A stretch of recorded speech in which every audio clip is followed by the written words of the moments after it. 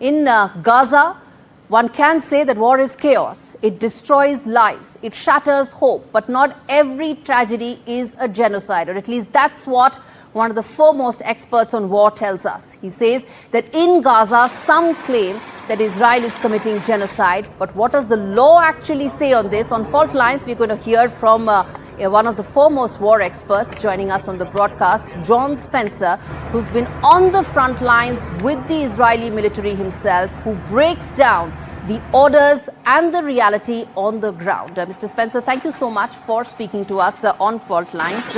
Let me first start by asking you that you've made two very significant arguments and actually saying something that nobody in the world is saying, which is that there is no genocide happening in Gaza. What's the premise of the argument that you've made, and why is it that you feel that the world has got it completely wrong?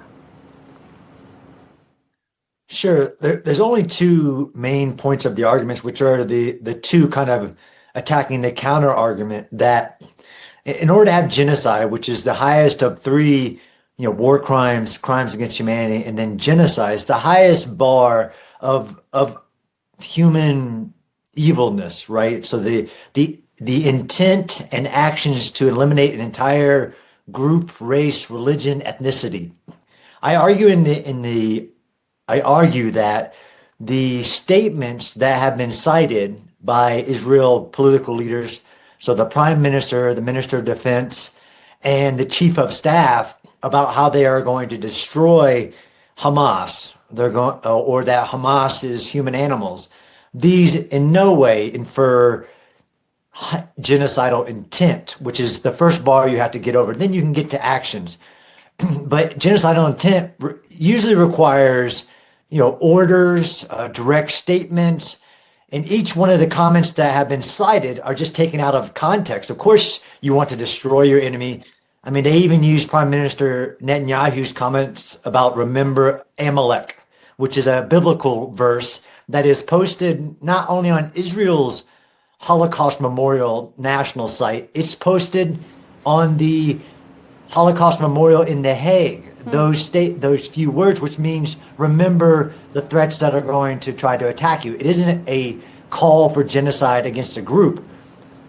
The only other argument one is that all these five political statements are not clear evidence of genocidal intent. And as a matter of fact, there are way more comments directly addressing the fact that all of these same individuals, the prime minister, the minister of defense, the chief of staff of Israel's army, have said, our fight is not with the people of Gaza.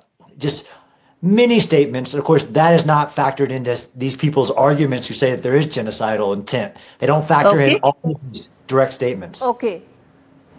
Mr. Spencer, what about the fact that there's been a massive amount of death toll in Gaza since October 2023? A lot of civilians have lost their lives, and the world over is being said that this exactly is genocide. How would you respond to that death toll, which is running and in fact has crossed 50,000 already? That's right. So, I mean, people can read the Genocide Convention themselves. It's only a few pages. And nowhere in it does it say, well, once you've hit this number of buildings destroyed, this many civilians unfortunately killed, then it's a genocide. That's not the way war works. It's definitely not the way the Genocide Convention works. And the numbers that are cited are very problematic, especially in this war where Hamas does not wear uniforms, does want civilians killed. Even if I'm having this argument, people will say, well, 17,000 children killed. Even that, although unfortunate, any child that gets killed, 17,000 children, that statistic is from Hamas. It includes everybody 18 and below, and Hamas regularly deploys child soldiers. And, there's problems with this list, natural deaths, all of this. The strong argument, you're right. If this was the way that genocidal intent was determined, the number of people killed in a war, almost every war could be classified as a genocide.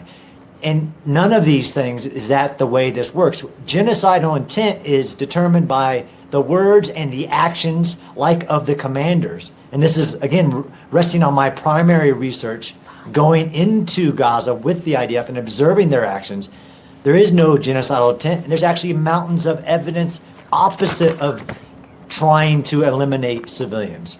Mountains of evidence on what the IDF does to separate Hamas from the civilians, on warnings that they give. Okay. Mr. Spencer, then is everything happening only because of Hamas right now in Gaza? And are you giving a clean treat to Israel and Netanyahu completely in terms of whatever is happening, the death, destruction, devastation in Gaza, all in all is because of Hamas? No, so there's definitely of course there's death and destruction in war, right? I try to give people the context of the war, what Hamas built in Gaza, what the strategies that Hamas uses, the fact that all of the killing would stop if Hamas would give the hostages back and surrender, or the fact that all of the human suffering would have been alleviated had Egypt, to this day still could, open up their gate and allow for a very relatively in numbers small humanitarian area just on the other side of the gate, outside of the grasp of Hamas, who wants all of this conversation to be happening, wants the numbers to be as high as they can be. Every individual action has to be assessed like the law of war requires. So yes, if there's a bombing and civilians are excessive to the goal, then that has to be questioned. But to aggregate it all and say, this is all Israel's fault, which is the narrative here, is that there's a sneaky Israeli objective here, that of course they can't do genocide in the open, so they're doing it very sneakily.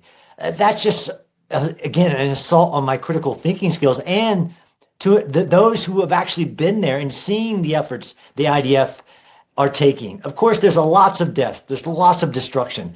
Does that mean that Israel is intentionally doing that? Absolutely not. All right, I'm going to leave it there. Mr. John Spencer, thanks much for speaking to us on NDTV. Well, viewers, that you heard one of the foremost voices in military history, military experts saying there's actually no genocide that's taken place in Gaza. A huge voice and a huge contra opinion that you're getting right here first on Fault Lines on NDTV.